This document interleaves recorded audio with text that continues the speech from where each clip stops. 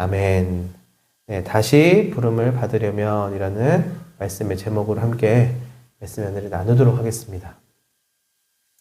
여러분, 이 시를 잘 아실 것입니다. 바로 김춘수의 꽃이라고 하는 시인데요.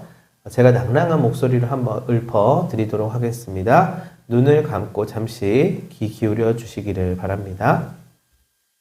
내가 그의 이름을 불러주기 전에는 그는 다만 하나의 몸짓에 지나지 않았다. 내가 그의 이름을 불러주었을 때 그는 나에게로 와서 꽃이 되었다. 내가 그의 이름을 불러준 것처럼 나의 이 빛깔과 향기에 알맞은 누가 나의 이름을 불러다오. 그에게로 가서 나도 그의 꽃이 되고 싶다. 우리들은 모두 무엇이 되고 싶다. 너는 나에게, 나는 너에게 잊혀지지 않는 하나의 눈짓이 되고 싶다. 아멘. 네, 우리가 학창 시절에요. 우리 국어 교과서에서 보았던 이 시는요. 시험에 단골 메뉴로 나오는 예상 문제 1순위인 아주 유명한 시입니다. 그렇지 않으면 연인 사이에 나름대로 이제 폼 좀 잡아보려고 그윽한 목소리로 감정이입을 해서 읊조리는 하나의 작업 멘트일지도 모르겠습니다. 어쨌든 이 시의 내용에서처럼요. 이름을 불러주는 자와 이름을 불림받은 자의 상호 소통하는 이 행위 속에 바로 오늘 말씀의 핵심적인 통찰이 담겨져 있습니다. 즉 타자를 부르는 이 발화 행위를 통하여 대상은 꽃이라는 이름을 부여받게 되는 것처럼요. 우리 또한 주님의 부르심을 통하여 새로운 피조물로 거듭남을 입을 수 있게 되기를 간절히 바랍니다. 여러분 모두 오늘 말씀을 함께 나누는 가운데 이러한 은혜를 사모하고 또한 경험하실 수 있기를 바랍니다. 오늘 본문의 말씀은 고린도 교회를 향한 바울의 가르침이 드러나는 장면입니다. 바울은 고린도 교회가 사람의 지혜와 말이 아닌 오직 예수 그리스도의 십자가와 성령의 일하심만을 믿고 따르며 증거하기를 바랬습니다. 왜냐하면 당시 고린도 교회가 서로 파당을 만들어서 분쟁하는 상황 속에 있었기 때문이지요. 그래서 바울은 오직 예수 그리스도로 인하여 하나 되고 십자가의 복음 앞에 겸손하게 엎드리기를 원했습니다. 다시 말해서 고린도 교인들 모두가 같은 부족한 존재임을 깨닫고 서로를 섬기며 보다 건강한 신앙생활을 해나갈 수 있기를 구하였던 것이지요. 여기에서 중요한 점은 무엇보다 바로 그 일을 행하실 분이 성령 하나님이시라는 것이에요.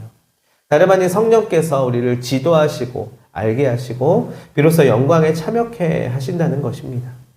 자, 이것으로 바울의 권면은 그 목적성과 방향성이 명확하게 드러나 있습니다. 우리 다 함께 이 고린도 전서 2장 11절 말씀 같이 한번 다시 봤으면 좋겠는데요. 11절 말씀입니다. 사람들 가운데 누가 사람의 생각을 알고 있습니까? 오직 그 사람 안에 있는 그 사람의 영뿐입니다. 마찬가지로 하나님의 생각도 하나님의 영 말고는 아는 사람이 아무도 없습니다. 자, 아무리 사람이 계획하고 좋은 뜻을 품는다고 하여도 그 스스로는 머리카락 한 자도 길게 할 수 없다는 말이에요. 그 안에 성령의 도우심과 내적인 사건이 일어나야만 비로소 선한 일들이 온전하게 이루어질 수 있다는 말입니다. 바울은 이러한 사실을 고린도 교인들에게 거듭하여 강조하고 있는 것이죠.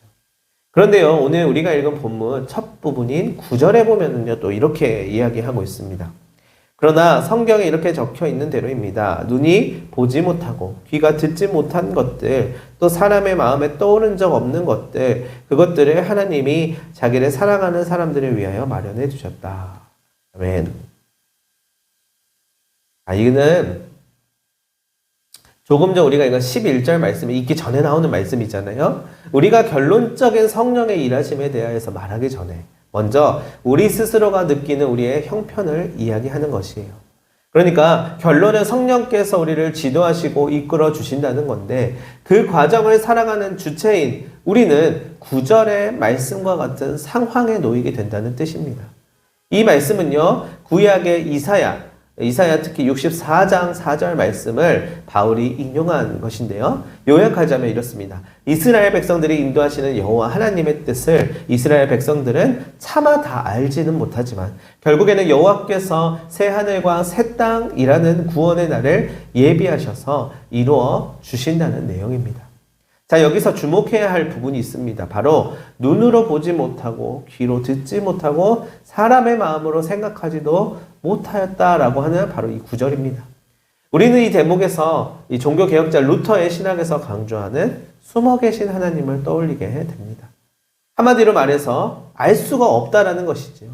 그러나 이 모든 일들을 결국 하나님께서 선하게 인도하신다고 바울은 이야기하고 싶었던 것입니다.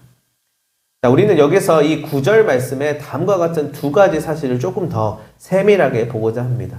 그것은 바로 첫 번째, 하나님께서 자기를 사랑하는 자들을 위하여서 예비하신다는 것입니다. 그리고 또한 두 번째, 이 모든 것은 눈으로 보지 못하고 귀로 듣지 못하며 사람의 생각으로 생각하지 못한다는 것입니다. 자, 먼저 첫 번째, 하나님께서 자기를 사랑하는 자들을 위하여서 예비하셨다라는 말은 우리가 잘 아는 우리 예정론의 말씀이잖아요. 하나님을 구주로 고백하는 신자들을 향한 애정, 예정을 말씀하고 계시는 것입니다. 저는 개인적으로 교회를 다니고 신앙생활을 본격적으로 시작할 당시에 이 사실을 익히 들어서 잘 알고 있었습니다. 하나님께서는 그분을 믿는 자를 예정 가운데 구원으로 인도하신다는 것이죠. 그러나 바로 이 부분, 자기를 사랑하는 자들이라는 부분에서 저는 멈칫하게 되었습니다. 이 범위 안에 과연 내가 들어가 있는 것일까? 저는 이러한 의문을 떨쳐버리지 못했습니다. 하나님은 분명히 우리를 사랑하시고 우리를 구원하시며 우리와 함께 계신다고 말하는데 과연 그 우리 안에 내가 포함되어 있긴 한 걸까?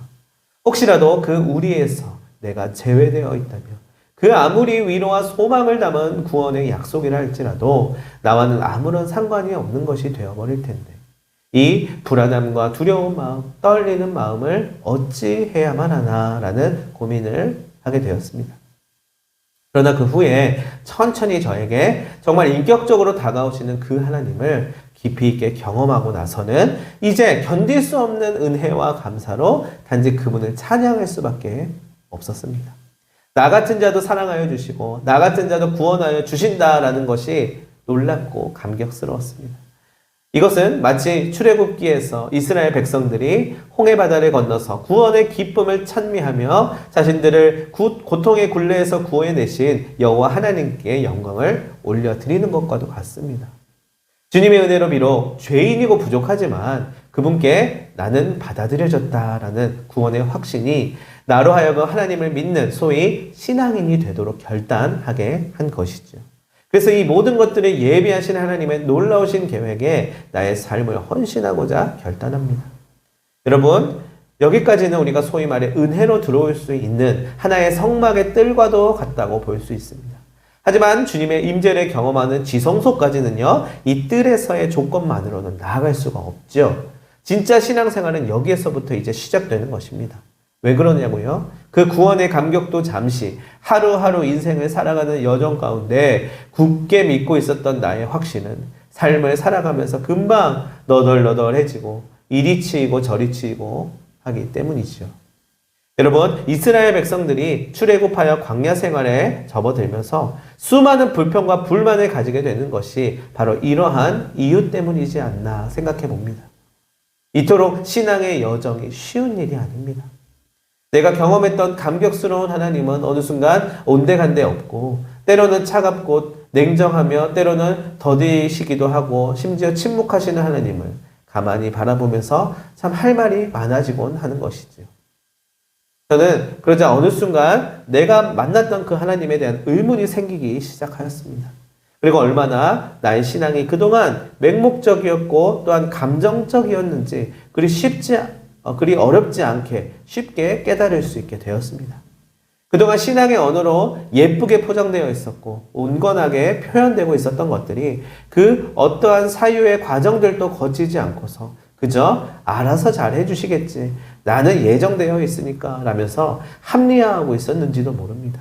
그러나 이러한 확신들이 점점 수많은 삶의 파편들 안에서 하나하나 벗겨지게 되자 이 신앙의 언어를 통해서 얼마나 많은 그리스도인들이 자신을 속이고 남을 속이며 주님을 속여왔는지 여실히 드러나는 것만 같아 보였습니다. 바로 이러한 점을 맹렬하게 꼬집었던 사람들, 드러내었던 사람들이 이제까지 많이 있었습니다. 우리가 이야기할 수 있는 사람들 중에 마르크스라는 사람도 있었고, 프로이드라는 사람, 리차드 도킨슨, 사르트르, 포이어바어, 니체 등과 같은 이 무신론자, 이 무신론을 믿는 사람들이 그러했던 것이죠. 그들은 그들의 눈에 보였던 종교와 기독교의 오류들을 낱낱이 파헤치고요, 껍데기를 벗겨내면서 빛 좋은 게살구와도 같았던 그 종교인들의 구원이라는 자기 확신, 그리고 성서적 자기 정당화가 얼마나 큰 폐단을 낳았는지 폭로하고 있었습니다.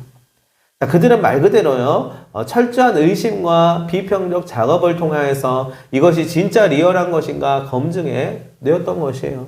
참으로 안타까운 것은요, 그들의 말과 논리에 사실상 이토록 모호한 신앙의 언어 말고는 더 이상 반박할 수가 없이 속수무책으로 동의할 수밖에 없었다라는 사실입니다.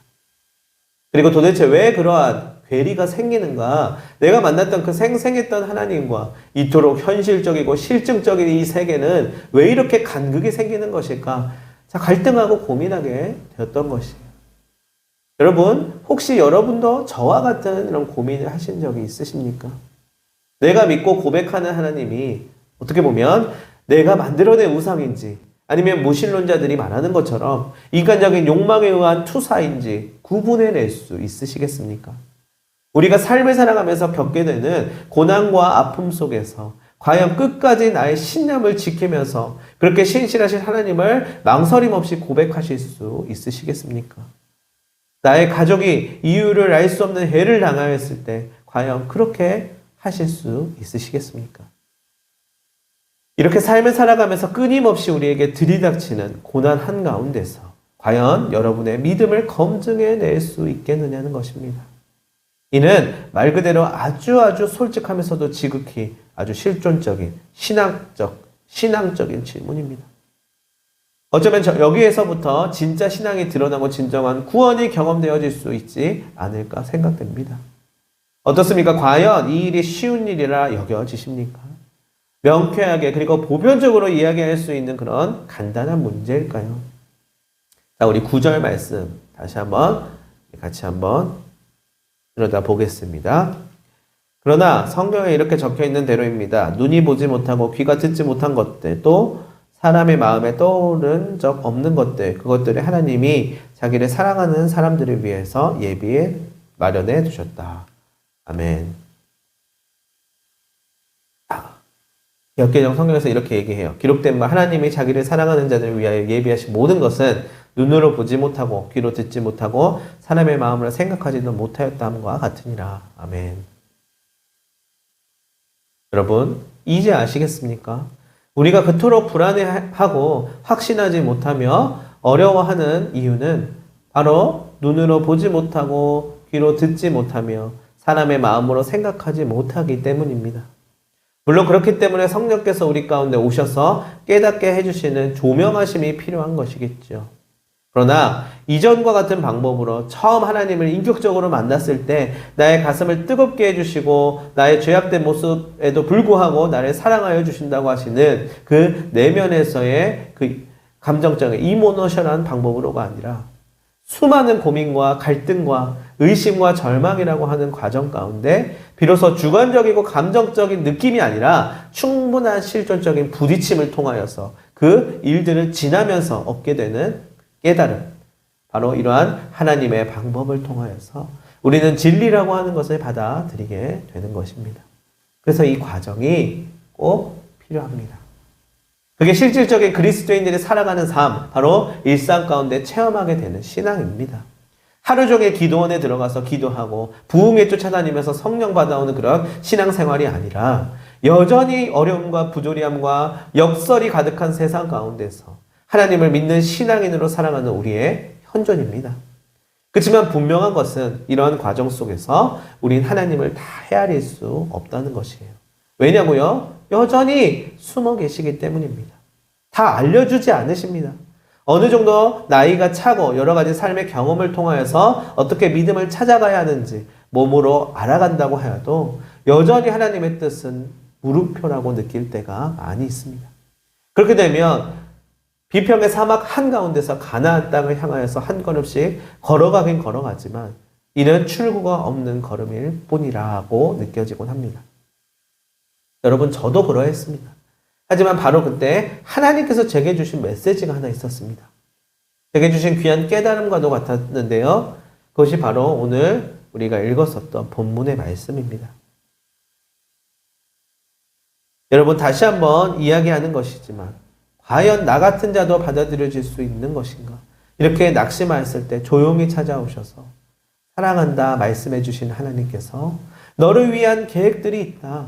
다만 믿음으로 고백하며 따라와라 라고 약속해 주셨다는 것이에요. 하나님께 믿음의 고백을 드리며 그분을 사랑하고 섬기라는 그런 부르심입니다. 네, 그러한 사랑 하나만으로, 그 고백만으로 지금 이 자리 가운데 우리를 인도해 주시고 있는 것이에요. 저를 그렇게 인도하신 것입니다. 예비하셨다기에 신뢰하면서 오직 그 말씀만을 믿고 수많은 어려움 가운데서도 이해와 탐구의 과정을 거쳐서 말 그대로 이해를 추구하는 신앙으로 나아가려 발버둥치며 여기까지 우리는 걸어온 것이에요. 물론 주님의 살아계심을 충분히 믿고 있고 나와 함께 하심도 알고 있습니다. 자, 다 알고 있습니다. 이론적으로, 그리고 통계적으로, 심지어 그리고 신학적으로도 아주 잘 알고 있어요. 그런데요, 왜 이토록 여전히 우리는 개운하지 못하고 아픔이 남아있는 것일까요? 예비만 해주시고 지금 이 고난은 왜 여전히 계속되는 것일까요? 그냥 덮어두시고 왜 알려주시지 않는 것일까요? 이렇게 부르짖는 그때에 하나님께서 말씀하셨습니다. 여러분 잘 들으시길 바랍니다. 내가 너를 사랑하고 너와 함께 있고 너와 동행하고 있는데 어떻게 동행할까? 걷는 걸음마다 아프지 않게 편하게 쉽게 해줄까? 눈물 흘리지 않게 해줄까? 넘어지지 않게 해줄까? 강하게 부유하게 해줄까? 너를 위해 예비된 축복, 며칠 후에, 1년 후에, 5년 후에, 10년 후에 되어질 미래, 내일을 미리 보여줄까? 자, 그렇게 되면 너는 어찌 될까? 네가 선택해 보라.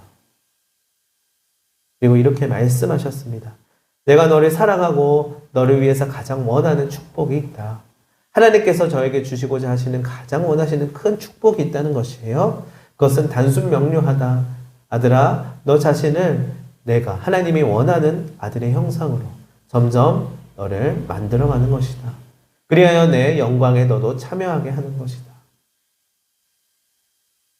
아, 그래서 그렇게 하려고 그러셨구나.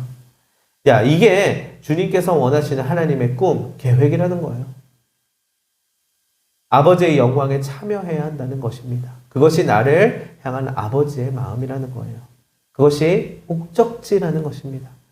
영광에 참여하는 것, 아들로서, 그분의 자녀로서.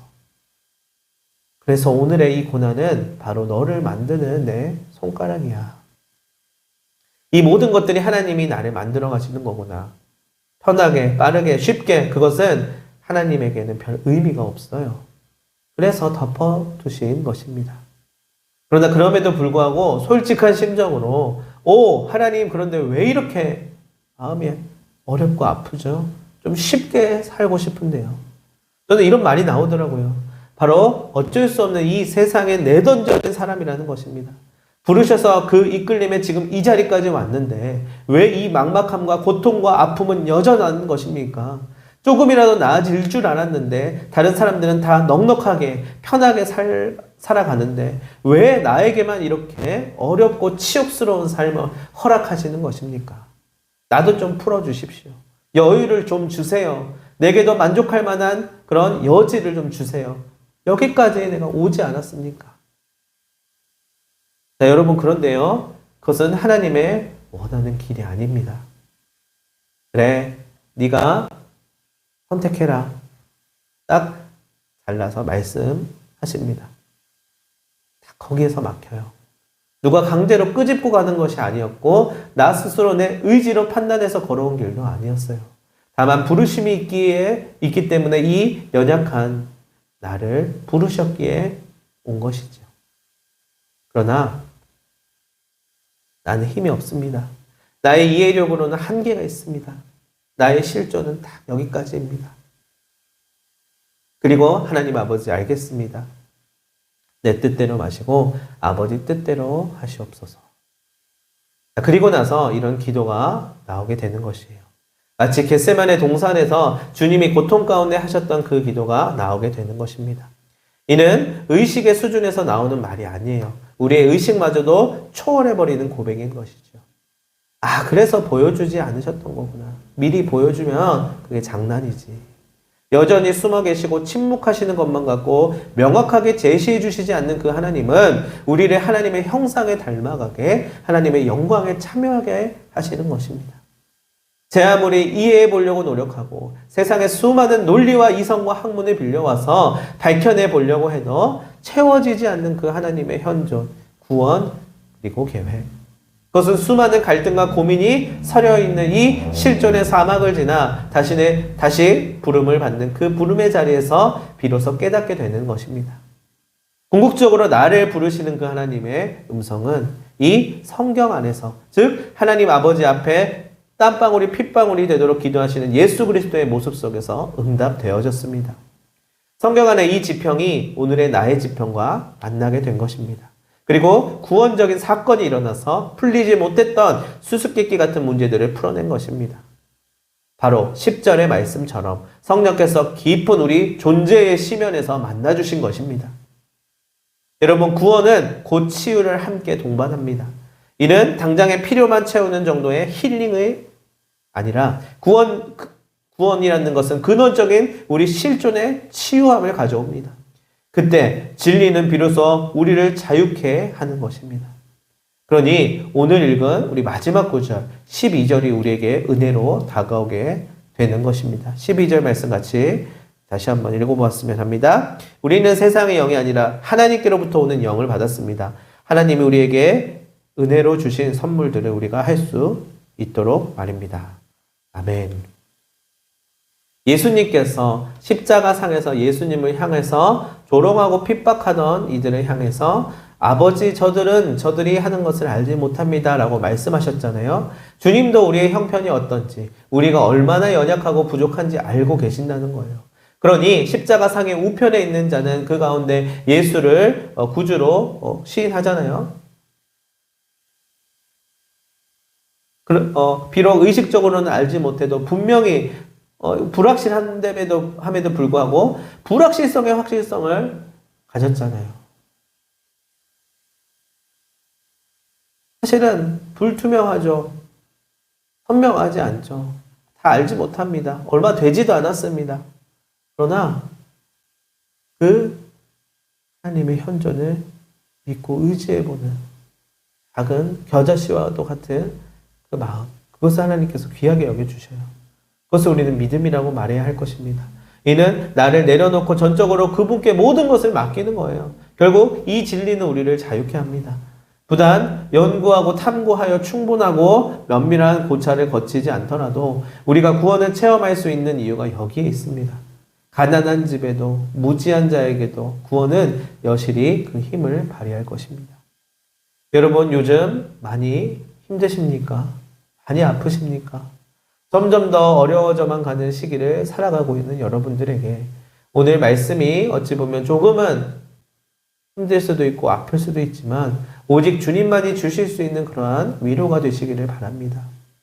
여러분, 확실한 것은 주님께서 말씀하실 것이라는 겁니다. 하나님의 말씀이 그저 죽어있고 문자에만 갇혀있는 것이 아니라 반드시 여러분들에게 말을 걸어오고 정말 나의 실존을 새롭게 하는 응답이 있을 것입니다.